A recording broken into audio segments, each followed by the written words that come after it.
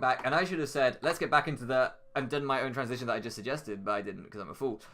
So looking at the team matchup here, because I know that Empoleon outspeeds Sandslash if he's bulky, and Okos him with Scold, that's his hazard set lead. I'm like, okay, leading Empoleon might be a good idea.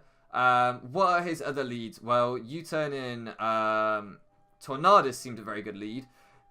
Or U-turn in Mienshao seems a very good lead. If he leads U-turn in Mienshao, that sucks because he can just click high jump kick, and I'm then forced to find a switch in. But I think it's more likely he leads Tornadus because it's faster, and then I can just try and get rocks up. So I was really, really happy to just lead Empoleon here and see what happened.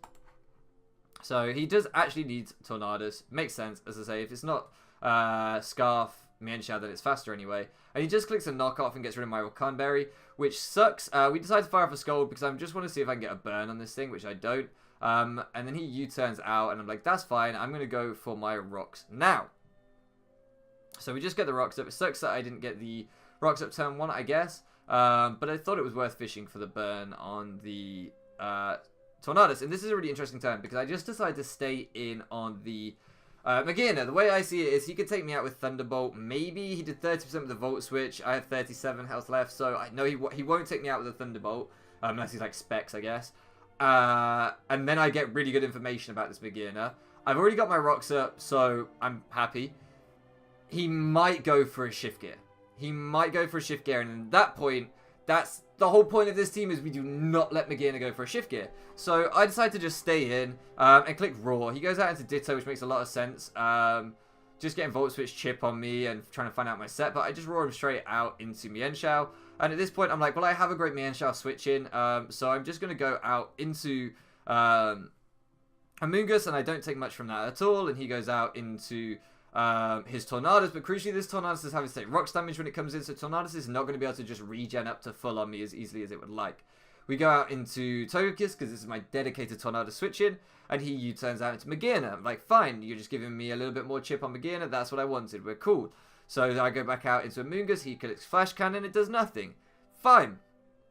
Here, I believe I click Spore, as he clicks Ice Beam, and we get Frozen Solid. Now, this sucks, because as you can see there, it says Frozen Solid down here. We don't get our Spore off, and I'm like, really? First Ice Beam of the game, and he gets a 10% freeze. That really sucks. And I'm thinking, what do I do? Well, I know I can take another Ice Beam. I have 35%. It doesn't seem like he's a Shift Gear set. And if he is and he stays in and starts clicking Shift Gear, he's brave because I'm going to be clicking Spore and potentially just going to put this thing to sleep in his mind. And so I think he's probably not going to go for the Spore. He's probably going to go for another Ice Beam. Not going to go for a Shift Gear. He's probably going to go for another Ice Beam. So I know I can take one more. I might as well stay in, see if I can thaw out, and if not, we're going to have to play some pivot games. We're going to have to make some switches and see what we can do.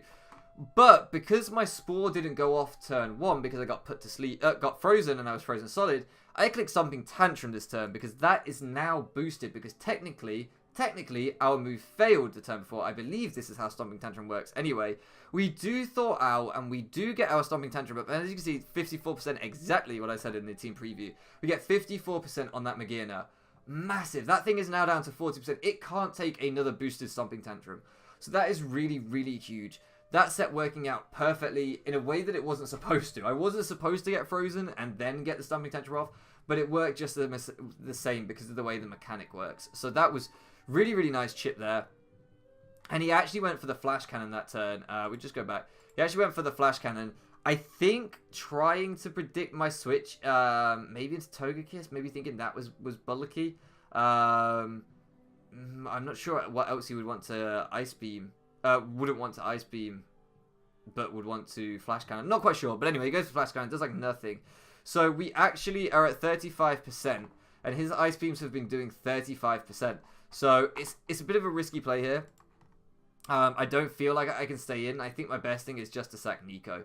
He makes that read and goes for the Volt Switch, but we do actually take it, which is going to give me back switch momentum anyway, so I'm okay with that. I'm absolutely okay with that. I go out into Togekiss on Tornadus because, hey, this is my Tornadus switch in, And I know that now I have still sack-off fodder in the back. I still have a Nico the Empoleon to just throw out there like I did last turn and sponge a hit and go down to give me switch momentum when I need it. So that's completely fine. We go into Togekiss. He knocks off my Mental Herb. I'm not bothered. And he actually reveals to be Supersonic Sky Strike, which does 48%. That's pretty decent. But that means he's not Scarf. So we get that Thunder Wave off, which is exactly what we've been wanting. And now we can roost up on this thing. The only way he could have hurt me was if he was Sludge Wave. And I didn't think he had room for Sludge Wave, which he clearly didn't. So that's really nice. And now he turns back out into Magearna. Hey, that's more chip on Magearna. Fine by me. I can go Amoonguss. So we do go Amoonguss. He fires off the Ice Beam. That's fine. We don't get frozen this time. We're at 36%. And that last Ice Beam did 38. So we can't take another one. So we go into Empoleon. I'm sorry, I shouldn't have paused it. I should have just kept it running. So we go into Empoleon. And we do indeed take another Ice Beam, which is really nice. And here he goes for the Flash Cannon. And we just let Empoleon go down. Yes, he's going to get a Soul Heart boost. But he is now in EQ range. Beautiful. And he doesn't have a speed boost. So we go into Scolipede. We click Earthquake. It brings in the Tornadus. I don't mind because I have scared out a boosted Magearna. I have brought in a Tornadus, which is getting worn down by rocks. It's paralyzed. It's really not doing a lot, so that's completely fine by me. And the Magearna has to come in on rocks again and take more damage. So I'm like, fine. This is a perfect turn. I don't mind wasting my EQ. Yes, I could have gone for the read, but it wasn't worth it in my opinion. And then we just double back out into Togekiss. We're still at a good health because we got that Roost off. We'll take this Hurricane even through a crit. We know we can outspeed and just click Roost, so we're fine. As long as he doesn't confuse us, we're fine. He U-turns out and goes back out into Magearna. More chip on Magearna. The cycle repeats. So I'm completely fine just staying in and Fire Blasting at this point because I know I outspeed and I thought I would kill. I really thought I would kill there. Unfortunately, we don't kill. But we do land, which is nice. But he lives on 2%. I suspect that was a roll. And I'm pretty sure it was a roll in our favor to kill there, which sucks. But it's not the end of the world. It's not the end of the world at all. He can fire off an Ice Beam and do 30%, which is next to nothing because he doesn't want to go for that Flash Cannon because he's expecting the Amoonguss to come in. And at this point, I just click Air Slash, more accurate. Stab if he wants to switch, but there's no point in switching, and we just pick up the kill. He goes out into the Gyarados, and at this point, I can go into my physically defensive Hydreigon.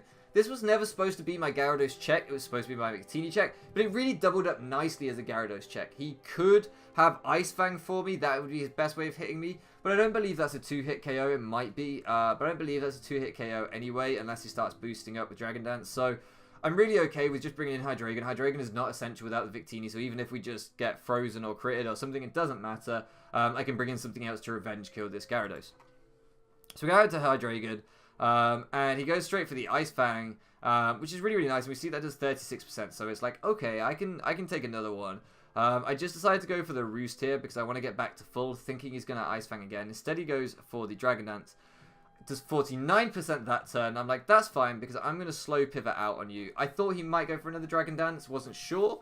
But crucially, what this slow pivot does, well, you'll see exactly what it does in just a second, is it brings in Barbaracle. So it didn't really matter how much damage Hydreigon took because Barbaracle always lives one with its Focus Sash and always kills with Low Kick. So my thinking when he Ice Fanged the Hydreigon and put me down by about 49% is that he might Dragon Dance and go to +2. And at that point, he becomes a real big problem.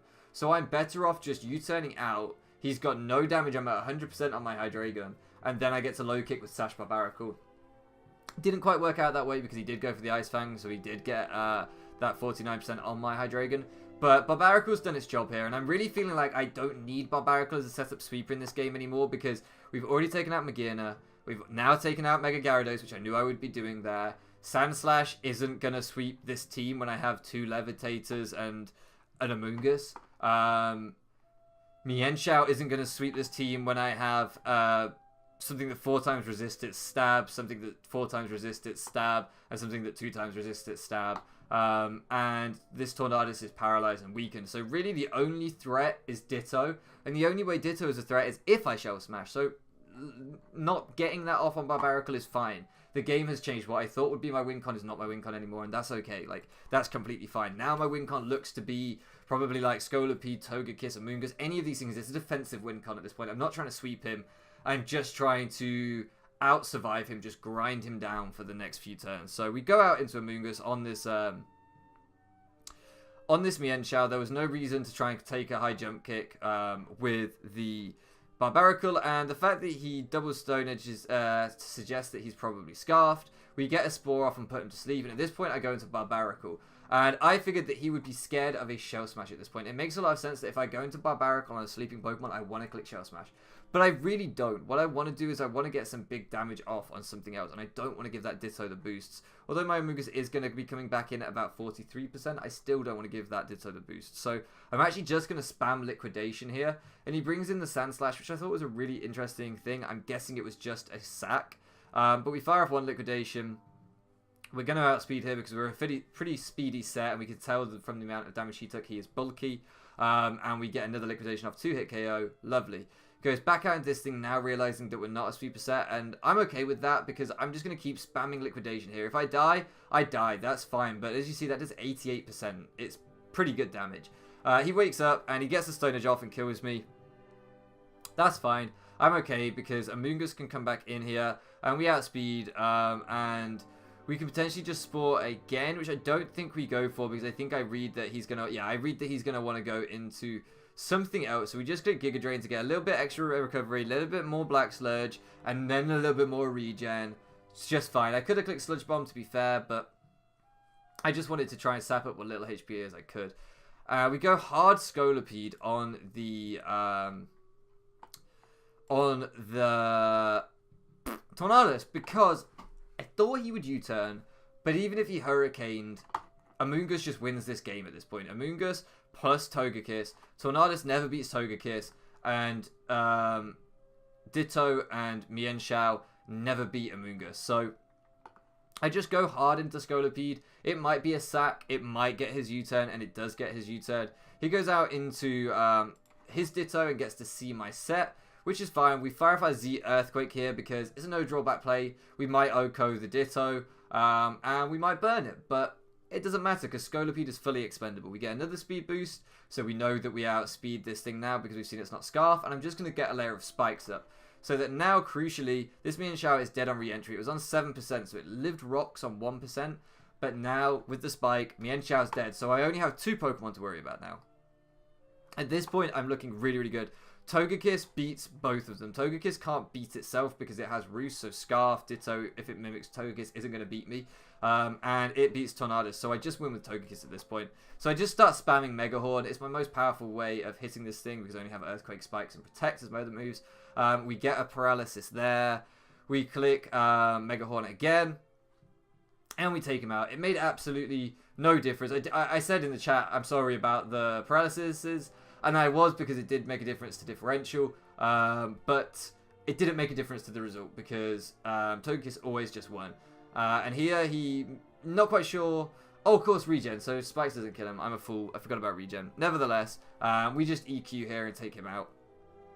That Spikes stack, just getting extra chip on the Mienshao. I completely forgot I guess regen. That's my bad. But then here goes back out into Scolipede, and he is Scarfed. I think he was hoping that he might be able to live one with Mienshao, and then, or might scare me out and then get some chip. I'm not quite sure, but either way, we fire off an EQ to finish up the game, and Scolipede for the 2nd week in a row, and it wasn't even supposed to this week. I was kind of sacking it for the 2nd week in a row, just cleaning up. And at this point in week 2, Scolipede went to the top of the MVP list.